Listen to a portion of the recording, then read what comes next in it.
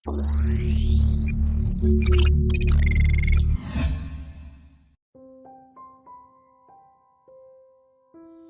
Everyone, welcome to के fitness club. मैं हूं कोकिला राजपूत, आपकी पर्सनल फिटनेस ट्रेनर। आज मैं आपके लिए लेकर आई हूं 10 बहुत ही आसान से योगासन जो कमर दर्द और पीठ दर्द में बहुत ही कारगर हैं। ये योगासन बहुत ही सरल हैं और इन्हें हर उम्र के लोग कर सकते हैं। तो चलिए बिना वक्त गवाए मैं आपको बताती हूँ वो 10 आसान से योगासन जिनसे आपको अपनी कमर दर्द और पीठ दर्द में आराम मिलेगा। मगर उससे पहले एक छोटी सी रिक्वेस्ट, अगर अभी तक आप लोगों ने मेरे चैनल को सब्सक्राइब नहीं किया है तो प्लीज मेरे चैनल को अभी सब्सक्राइब कीजिए। चलिए शुरू करते हैं हमारा योगा सेशन। हमारा सबसे पहला आसन है मार्जरी आसन। इसके लिए अपने घुटनों और दोनों हाथों पर आ जाइए।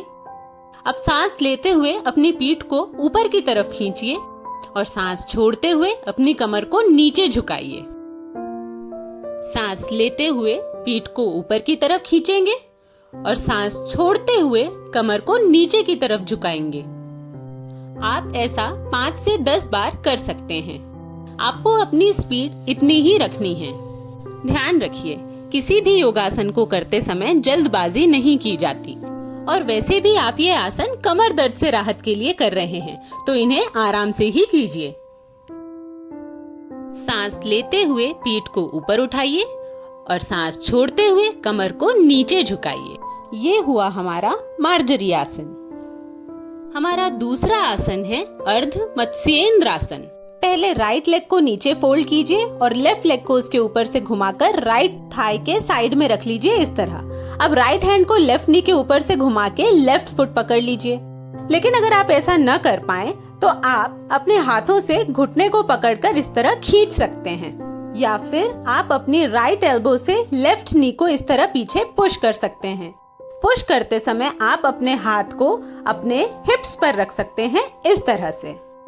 अब बारी है इसे दूसरी तरफ रिपीट करने की। इस बार लेफ्ट लेग को फोल्ड करके नीचे रखेंगे और राइट लेग को उसके ऊपर से घुमाकर लेफ्ट थाई के साइड में रखेंगे और लेफ्ट हैंड को राइट नी के ऊपर से घुमाकर राइट फुट पकड़ेंगे। अगर ऐसा न कर पाए तो लेफ्ट एल्बो से राइट नी को पीछे पुश करेंगे। और यदि यह भी मुश्किल लगे तो आप अपने लेफ्ट हैंड से राइट नी को पीछे खींच सकते हैं इस तरह। इस पोजीशन में कम से कम 30 सेकंड तक रुकने का प्रयास करें। हमारा तीसरा आसन है अधोमुख स्वान आसन। इसे करने के लिए पहले अपने दोनों घुटनों पर आएं और अपने दोनों हाथों को जमीन पर रखकर घुटनों को उठाते हुए अपने टोस पर आ जाएं इस तरह। अब अपने कंधों को पीछे की तरफ पुश कीजिए और अपनी एड़ियों को जमीन पर लगा लीजिए। इस दौरान जितना हो सके अपने पैरों को सीधा रखने का प्रयास कीजिए। इस आसन से बाहर आने के लिए अपने दोनों घुटनों को जमीन पर लगाइए और इस तरह वापस आ जाइए। इस आसन को एक बार फिर से देखिए। अपने दोनों हाथ जमीन पर लगाइए। अब घुटनों को उठाकर कंधों को पीछे की तरफ पुश कीजिए और एंकल जमीन से लगा लीजिए। अपने पैरों को जितना हो सके सीधा रखिए। हमारा चौथा आसन है उत्थित त्रिकोण आसन। इसके लिए अपने पैरों को थोड़ी डिस्टेंस में रखिए।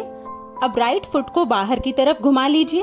अपने दोनों हाथों को इस तरह जमीन से पैरेलल उठाइए और राइट साइड झुकते हुए राइट हैंड को राइट फुट के साइड में लगा लीजिए। अगर आप इतने फ्लेक्सिबल नहीं हैं या आपके कमर में ज्यादा दर्द है तो आपको जमीन पर हाथ रखने की जरूरत नहीं।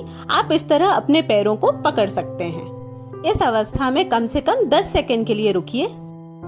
अब इसे लेफ्ट साइड रिपीट करेंगे। लेफ्ट फुट को बाहर की तरफ घुमा लीजिए। दोनों हाथ जमीन से पैरेलल उठाकर लेफ्ट साइड झुकते हुए लेफ्ट हैंड को लेफ्ट फुट के साइड में रख लीजिए।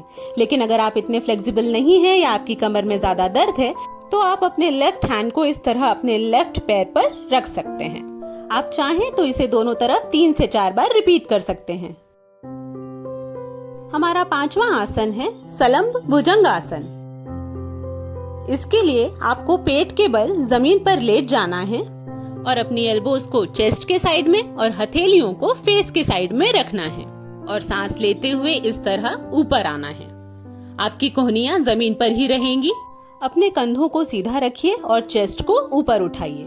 10 सेकंड इस अवस्था में रुककर सांस छोड़ते हुए नीचे आइए। छठे नंबर पर है अर्ध भुजंगासन और भुजंगासन। अर्ध भुजंगासन के लिए हथेलियों को चेस्ट के साइड में रखकर पहले इस तरह ऊपर आइए और धीरे से नीचे आइए आपकी नाभि जमीन से टच होने तक। 5 से 10 सेकंड इस अवस्था में रुककर सांस छोड़ते हुए नीचे आइए। एक बार फिर से देखिए। हथेलियों को चेस्ट के साइड में रखकर पहले सांस लेते हुए ऊपर आइए और फिर नीचे आइए आपकी नाभि जमीन से टच होने तक। 5 से 10 सेकंड रुककर सांस छोड़ते हुए पुनः नीचे आ जाइए। और अब बारी है भुजंगासन की। भुजंगासन के लिए भी हथेलियों को चेस्ट के साइड में रखिए और सांस लेते हुए अपने दोनों हाथों को सीधा करके इस तरह ऊपर आ जाइए।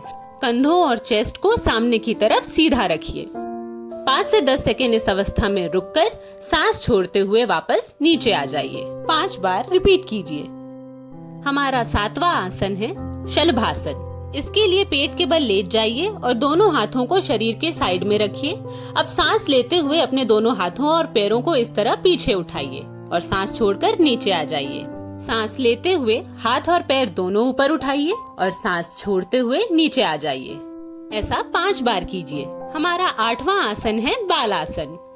इसके लिए अपने दोनों घुटनों और हाथों पर आइए और धीरे से पीछे जाते हुए अपने हिप्स को अपने एंकल पर टिका लीजिए।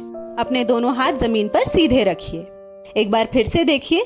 धीरे से पीछे जाते हुए अपने हिप्स को एंकल पर टिका लीजिए और अपने दोनों हाथ बिल्कुल सीधे रखिए। इस अवस्था में 20-30 सेकंड्स के लिए रुकिए। अब बारी है हमारे अगले आसन की, जो है सेतुबंधासन यानी कि ब्रिज पोज। एक बात हमेशा ध्यान रखिए, जब भी आप लेटें तो इस तरह करवट लेकर ही लेटा कीजिए। इस तरह से लेटने पर आपकी कमर पर जोर नहीं पड़ता है। सेतुबंधासन के लिए अपने दोनों पैरों को फोल्ड कर कर बॉडी के पास लाइए। दोनों हाथों को साइड में रखते हुए इस तरह अपने हिप्स को ऊपर उठा लीजिए। 5 से 10 सेकंड इस अवस्था में रुककर धीरे से नीचे आ जाइए।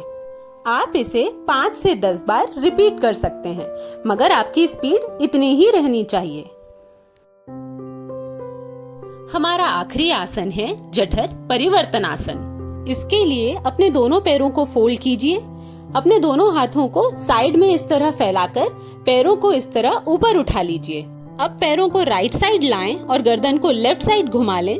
और जब आप पैरों को लेफ्ट साइड ले जाएं, तो गर्दन को राइट साइड घुमा लें। इस आसन को करते समय आपके घुटने तो जमीन से टच होंगे, लेकिन आपकी एड़ियां जमीन से टच नहीं होनी चाहिए। ऐसा 5 से 10 बार रिपीट कीजिए।